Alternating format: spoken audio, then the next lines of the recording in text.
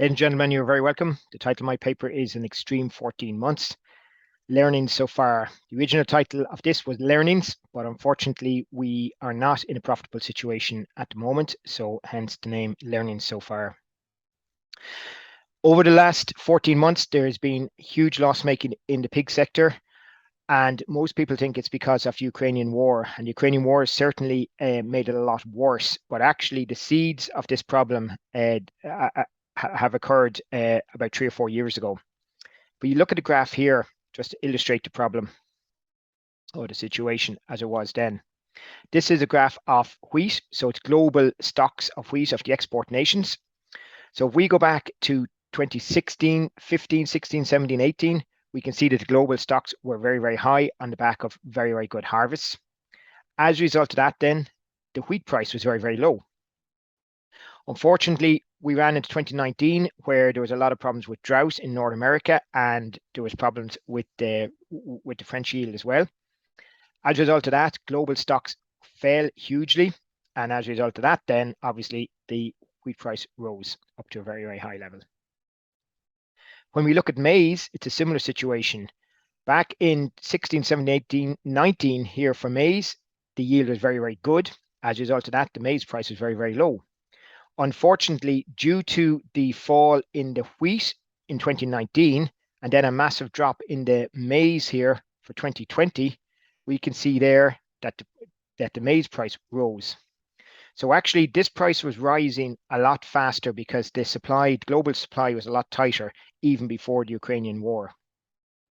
So what did this do to the composite feed price? For 2021, it was relatively flat. The harvest here of 2020 then started to feed into the system, and as we got into 2021, we could see then a rise of 17%, so going from 308 euros a ton up to 361. As we got into 2022, this rose further, a lot steeper then with the war here happening, and we saw a big, big rise here, and it's gone up by 32%, up to 476 euros a ton. So when we look back with other high years, how does 476 rate with the previous highs? We have a database now in the pig department over 40 years of feed prices and of pig prices. So it's very easy to go back and look and see where the previous highs were.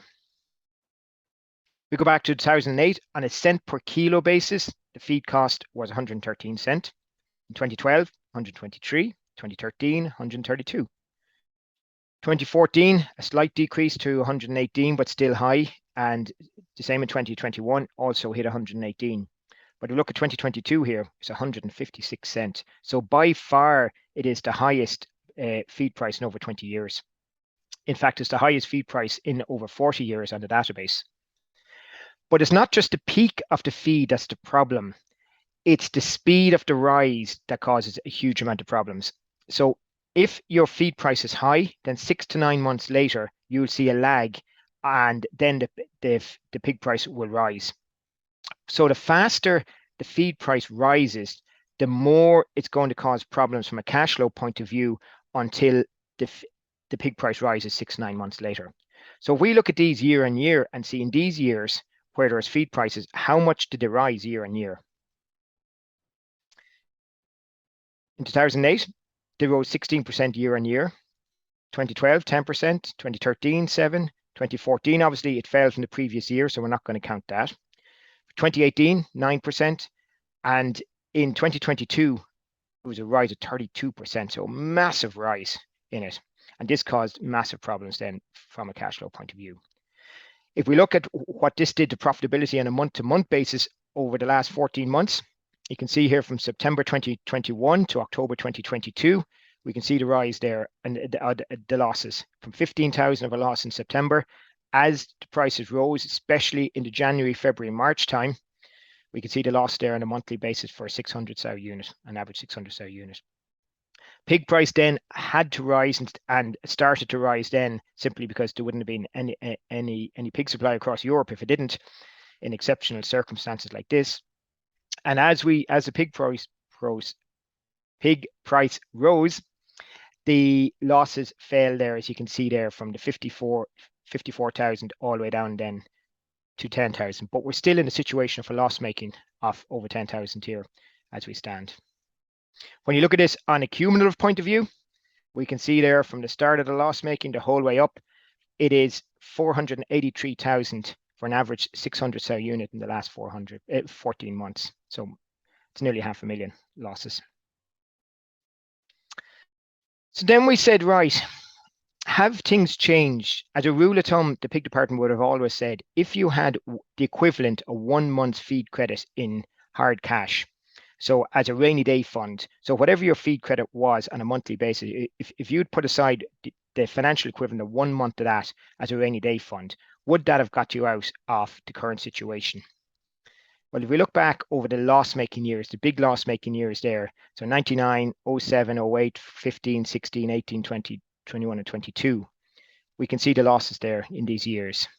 And then we calculated it then what 1 year's feed credit in each of these years would have amounted to, and see if you had put aside that 1 month's feed credit, financial equivalent of that in hard cash. So we can see generally 1 month's feed credit had worked over the years, okay? You can see here generally has been working from year to year, except in the last number of years here from 2018, 2021, marginally okay, but 2022 certainly a huge problem there. So then we went to ask, has volatility increased over the last number of years? So we looked at the volatility situation and we said, right, we'll go back to 1998. And what we'll do is we will work out a 10-year average, average profitability over the 10-year rolling average. So we took profitability for each year over 10 years, and we got the average of that. And then we compared each year the percentage variance from the rolling average to each of these years to see, has it gone up or down? Has the variance gone up or down? So we can see here, these are the loss-making years in red. The profitable years are in green. So we can see generally the variance is very steady from year to year, up and down, but very steady. Generally, the green ones are as big as the red ones and the more numerous than the red ones here in the situation here. However, if we look at it from 2015 onwards, we can see then the change in the variance. There's a massive more swing from highs to the lows. Obviously, nobody worries about the highs, but it's the lows is the problem.